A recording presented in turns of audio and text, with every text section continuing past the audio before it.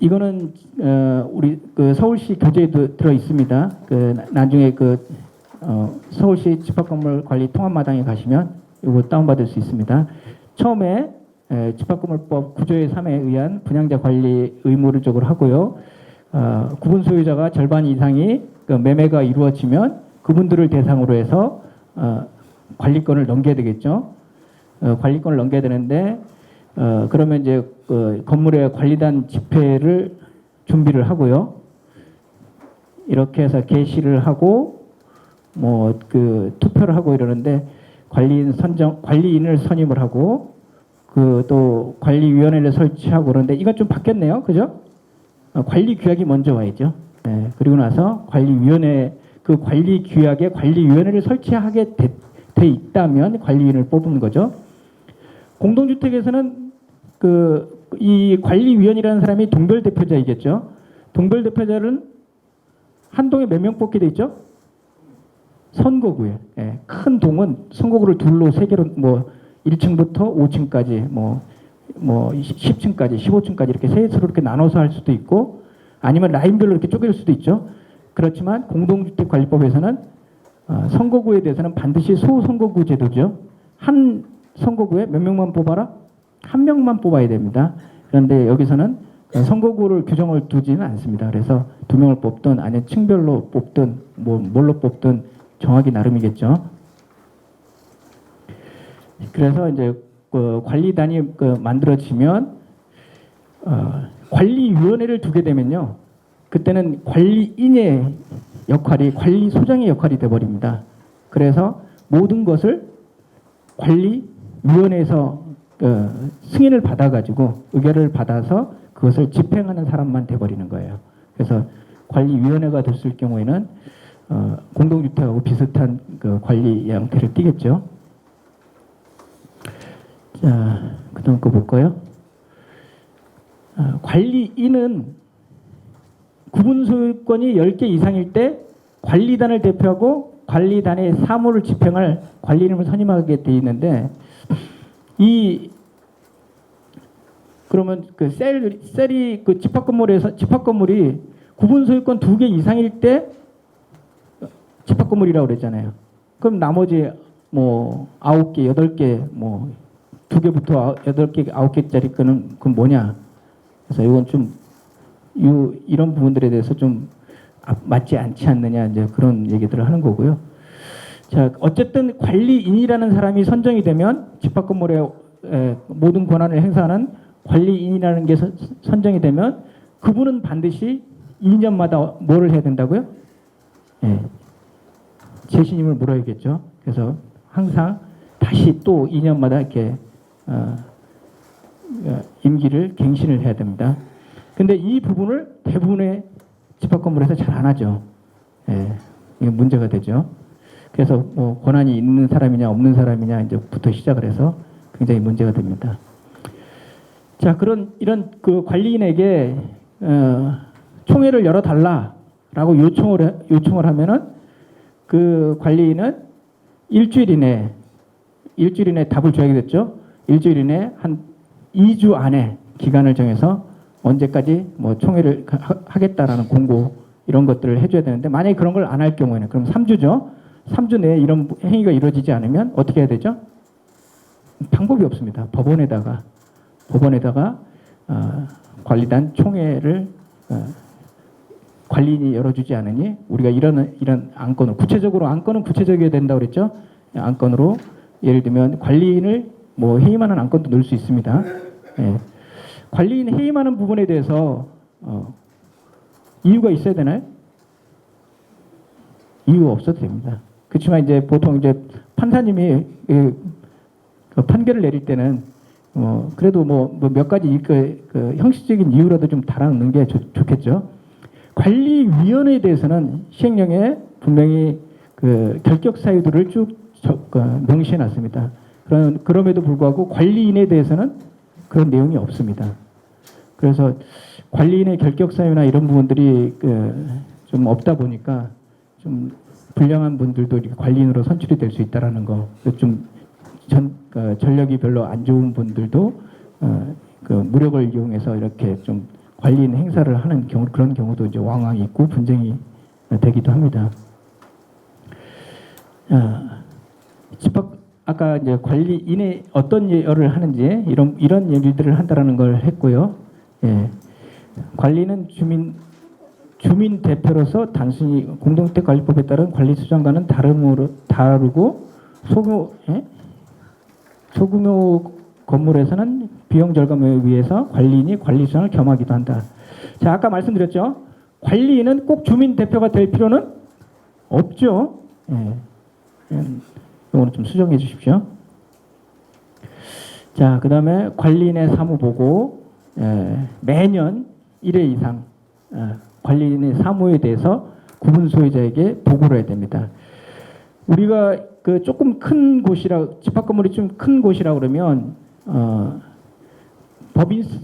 법인세법에 따른 그런 세무신고라든지 이런 것들을 처리를 해야 돼요. 그런데 그런 부분들은 보통 3월 말까지는 정리가 돼야지 되거든요. 세무신고가 돼야 되거든요. 그래서 될 수 있으면 공동주택은 이번에 바뀌었죠. 올해부터는 1월 1일부터 모든 공동주택이 1월 1일부터 12월 31일까지 이렇게 회계 기간을 정해놨잖아요. 그래서 될 수 있으면 이것도 뭐 그렇게 12월 말까지로 하든 뭘 하든 간에 어쨌든 회기가 끝나고 나면은 3개월 이내에 이렇게 그 업무에 대해서 보고를 해야 됩니다. 그래서 관리단의 사무 집행을 위한 분담 금액과 비용 산정, 징수 지출 적립에 관한 사항, 그다음에 수입 사용에 관한 사항, 계약 부분, 규약 변경 설정 폐지에 관한 사항, 그다음에 관리단을 대표해서 재판하는 거, 그밖에 이런 결의를 해야 되고요. 제일 중요한 거 요겁니다. 관리단의 사무 집행을 위한 분담 금액과 비용 산정 방법은 규약상 별도의 정함이 없으면 어떻게 하라고요? 월 1회 서면으로 보고하게 되어 있습니다. 우리가 흔히 얘기하는 관리비 부과 명세서 있죠. 이거를 나눠줘야 된다는 거죠. 근데 집합건물 빌딩 집합건물에서 이런 거 보통 합니까? 잘 안 하죠. 그래서 뭘로 하라고 그랬죠? 서면으로 보고하라고 그랬어요. 그래서 될 수 있으면 이런 부분들을 서면으로 할 수 있도록 고지서나 뭐 이런 거에도 요즘에 고지서 같은 거 보면 통합도로 돼 있어가지고 뒷면에는 이렇게 안내문도 들어가 있고 뭐 이렇게 공지사항도 들어가 있으니까요. 그렇게 매월 1회 서면으로 하셔야 되고요. 그다음에 관리단의 정의. 관리단이라는 게 뭐냐? 부속시설의 대지 및 부속시설의 관리에 관한 사업을 시행하는 게 관리단이다. 관리단이라는 것도 사실은 헷갈려요. 그죠? 관리단이라는 게 우리가 집합건물법에서는요. 동별관리단을 관리단이라고 해요. 동별관리단. 원칙이요. 그런 동이 A동, B동, C동 이렇게 동이 나눠져 있으면 그런 동들이 모인 것을 단지관리단이라고 합니다. 그러니까 101동, 102동, 103동 이렇게 나가는 동들이 모여 있을 때는 한 대지에서 단지관리단이라고 그러고요. 그리고 이렇게 길 가다 보면 이렇게 건물이 두 개가 이렇게 우뚝 솟고 밑에는 상가 있고 위에는 볼록볼록 나와 있는데 하나는 오피스텔이고 하나는 보통 공동주택 이렇게 돼 있는 거 있잖아요. 이런 집합건물. 자, 그런 부분들이 명확하게 일부 공용 부분이 나눠져 있을 때는 그거를 일부 공용 관리단이라고 그러죠. 그래서 그런 일부 공용 관리단 중에서도 150세대 이상의 주거 공간이 있을 경우는 그 공간에 대해서는 물론 단지 전체로 했을 땐 집합건물법이 적용이 되지만 거기는 공동주택관리법에 따른 의무사항들을 시행을 해야 된다 이거죠. 공동주택관리법에 따른 회계 처리를 해야 되고 회계 처리 기준에 따른 회계 처리를 해야 되고 사업자 선정 지침을 따라야 되고요. 이렇게 강행적인 부분을 따라서 해야 된다는 거죠. 자, 그러면 관리단의 역할, 관리하는 게 목적으로 해서 하는 게, 즉 지금 제가 말씀드렸습니다. 관리단은 세 가지가 있다고 그랬어요. 첫 번째, 집합건물법에서는 단지 관리단이 동별 관리단을 얘기하는 거고, 그 동별 관리단이 모인 것을 단지 관리단이라고 그래요. 단지 관리단이 성립이 되기 위해서는 반드시 총회라는 절차를 거쳐야 됩니다. 그런데 대부분이 총회 절차 거치나요? 안 거칩니다. 처음에 그렇게 만들었으니까 당연히 그렇게 가는 줄 알아요. 그죠? 그래서 단지 관리단이 형성되기 위해서는 총회라는 그런 절차를 거쳐야 됩니다. 예. 그리고 그런 오피스텔, 아파트, 뭐 이렇게 상가 이렇게 따로따로 일부 공용 관리단을 구성할 수가 있다고 그랬어요. 명백하게 일부 공용 부분들만 쓸 수 있는 권리로 정해져 있는 공간에서는 그게 정해져 있지 않잖아요. 그러면 이건 뭐 제가 경험했던 곳인데요. 뭐 10몇 가지 소송, 한 20여 가지 가까이 소송이 걸렸어요. 뭐 이거는 주차장 이거 우리 거 아니냐부터 시작을 해서 뭐 선 긋는 거예요. 그런데 결국은 어떻게 되냐면은 고등법원까지 갔는데 구분할 수 없었습니다. 네, 그래서 뭐 대법원 가봤자 대법원은 법률심이기 때문에 거기서 뭐 이런 적용하는 게 맞냐 틀리냐 이것만 얘기하는 거지 사실 관계를 다투지 않거든요. 그래서 그냥 결국 포기하고 말았는데요. 물론 이제 제가 5건은 제가 이기고 4건 처리하다가 또 연구원에 들어갔다 다시 나와서 그 단지 관리를 했었는데요. 그동안 이제 다 정리가 됐더라고요. 정리가 됐는데 시설이나 이런 부분들이 명확하게 변전실이 따로 있다든지 정화조가 따로 있고 거기에 쓰는 전기라든지 이런 선로가 명확하게 구분되어 있는 곳에서는 판사님이 판정을 해줍니다. 이렇게 그래 니네 따로 일부 공용 관리단 맞다 이렇게 해주는데 그런 시설이 구분되어 있지 않는 곳은 결국 최종적으로 가면 지분으로 밖에는 다툼이 안 됩니다. 결론이 안 나더라고요.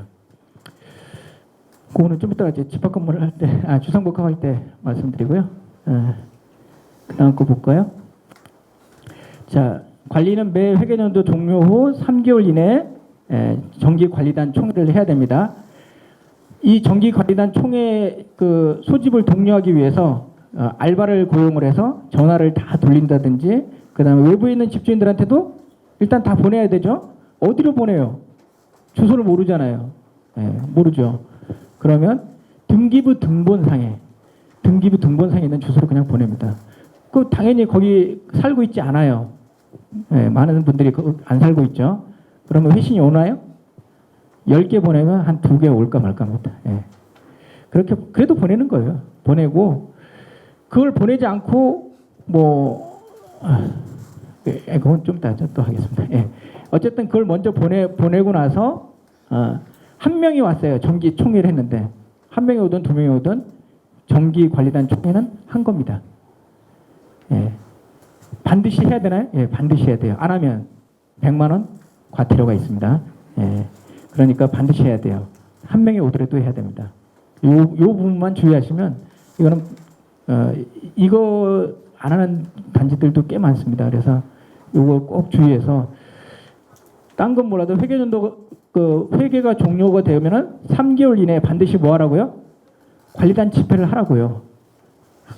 다 보내고 안 와도 좋다고 그랬죠? 그러면 거기에 뭘 넣어야 되겠어요? 관리인에 대한 2년 됐다 그러면 재신인권을 거기다 넣어야 되겠죠? 그러면 부결되겠죠? 아무도 안 왔으니까. 그렇게 과반수 통상의 결의를 얻지 못합니다. 그러니까 그냥 넘어가는 겁니다. 근데 그런 행위조차도 안 하면은 법적으로 권한이 있네 없네 이런 다툼이 계속 벌어지는 거죠.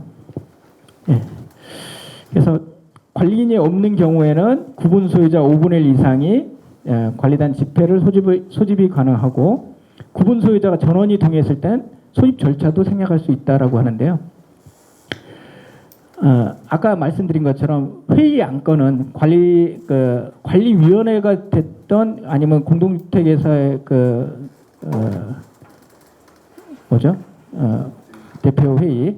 대표회의가 됐던 안건에 대해서는 구체적으로 해야 됩니다.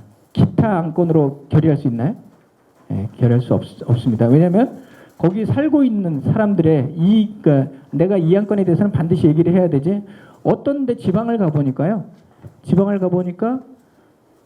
관리비 1호 안건이 관리비 부과 심의권 해놓고 2호 안건이 기타 해가지고 중요한 사항을 전부 다 기타에다 다 의결해 버리는 거예요. 그 공고를 해버리고 그거는 그 뭐 사용자가 됐든 아니면 그 소유자가 됐든 간에 입주자가 됐든 간에 그 부분에 대해서 자신이 진술할 수 있는 뭔가 그 권리를 대변할 수 있는 권리를 박탈하는 게 되잖아요. 그래서 그런 부분들은 무효가 될 수 있습니다. 그래서 그 부분에 대해서는 반드시 구체적으로 안건이 돼야 된다는 거고요. 관리 규약을 설정하거나 변경할 때도 마찬가지입니다. 관리 규약을 보내주셔야 됩니다. 안 보내고 안 되면은 중요한 내용이라도 보내야 됩니다. 그러니까 뭐 한 장이 됐든 두 장이 됐든 그래서 이렇게 변경할 겁니다 해야지 그냥 딸랑 제목만 보내면 그것도 무효가 될 수 있습니다. 그래서 안건은 구체적이어야 된다는 거. 예.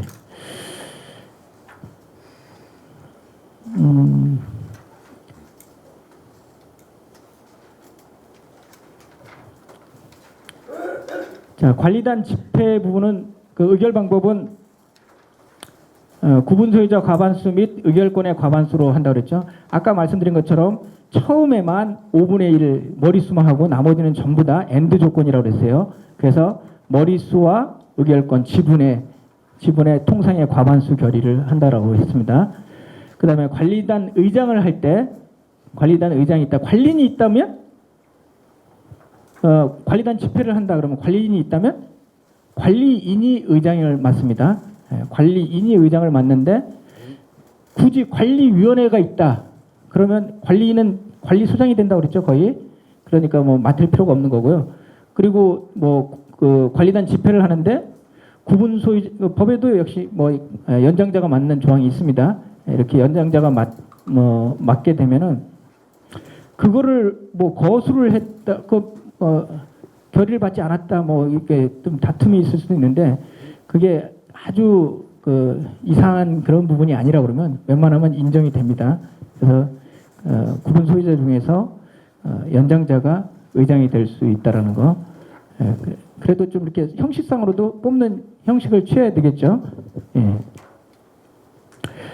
그 다음에 의사록은 의사 경과와 그 결과를 적고 의장과 구분 소유자 2명 이상이 서명 날인해야 된다. 이 서명 날인 이 부분도 좀 이상합니다. 서명 날인이 뭐죠? 서명, 이름을 쓰고 도장을 찍어야 되죠. 그렇게 합니까? 사인만 하죠. 서명만 하죠. 서명 또는 날인이 돼야 되는 거죠, 사실은. 그래서 이것도 좀 안 맞고요. 자, 여기서 그러면 구분 소유자 2명 이상이 서명 날인 하라고 그랬으니까 의장까지 하면 구분 소유자 3명이 사인해야 됩니까? 예, 아니죠. 아까 뭐라고 그랬죠? 관리인이 의장이 될 수도 있고 그 관리인은 구분 소유자일 필요가 없다고 그랬죠. 예, 그러니까 그래서 구분 소유자 2명 이상이 서명 날인만 하면 되고요. 여기서 서명 날인은 뭐 서명을 하든지 날인을 하든지 뭐 그 정도일 것 같습니다. 근데 이제 이런 용어 가지고도 치열하게 법적으로 다투는 경우가 발생이 될 수도 있어요. 그래서 좀 법문을 좀 더 다듬어야 되지 않나 이런 생각은 들고요. 관리단 집회 순서 맨 처음에 개회 선언을 하고 그 다음에 지분이라든지 머리수 지분 성원이 됐는지 과반수 이상이 되면 성원이 되는 거죠. 그 다음에 안건을 상정하고 결의하고 폐회를 선언하고요. 자, 개회를 선언하겠습니다. 그리고 뭐 성원이 됐으면 부과합니다. 그 안건을 뭐 상정하고 의결한다든지 그러면 보통 망치 3번 두들기죠. 왜 3번 두들기죠? 한 번은 하늘에 구하고 천지인, 한 번은 땅에 구하고 한 번은 사람에게 구한다, 뭐 그런 뜻으로 뭐 3번을 두들긴다라고 하는데요. 자, 대리인 위임장을 하는데 공동주택관리법에서는 위임장은 반드시 인감증명서를 첨부하게 되어 있습니다. 인감도장을 찍어야 되고요. 집합건물에서는 이 서면 결의서 옆에다가 어떤 단지는 보니까 주민등록증을 이렇게 놓고 거기에 찬성 반대 칸에다가 사인을 하고 대신에 주민등록 뒷번호는 거기다 이렇게 써 있어요. 주민등록 놓는 칸 해가지고 거기 있다 보니까 주민등록 뒷자리 번호는 가려주세요. 이렇게 그렇게 해서 사진을 찍어서 보내면 신분증은 본인만 가지고 다니는 거니까 이거는 뭐 명백하다 이렇게 하는데요. 그 도달주의 효과는 팩스라든지 이런 것들 있잖아요. 다 효과 있습니다. 다 효과 있는데 문자 서비스 무슨 뭐 네이버 그 전번에 했던 분 얘기는 또 네이버에 댓글 다는 거 이런 거 다 인정이 된다 그러는데 그거 증명하려면 굉장히 어렵잖아요. 그렇게 하지 마시고 될 수 있으면 그 사진을 찍어가지고요. 그렇게 주민등록증 넣고 1호 안건 찬성 반대 이렇게 해서 사진 찍어서 보내면 그 본인 주민등록증은 본인만 가지고 있는 거잖아요. 그러니까 그거는 뭐 다툼의 여지가 없습니다. 그렇게 해서 모범적으로 제가 그 서초동에 오피스텔 그 관리단 집회라는 걸 봤는데 그거 굉장히 좋더라고요. 그 방법이.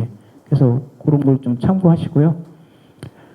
이어서 좀 이따가 하고요.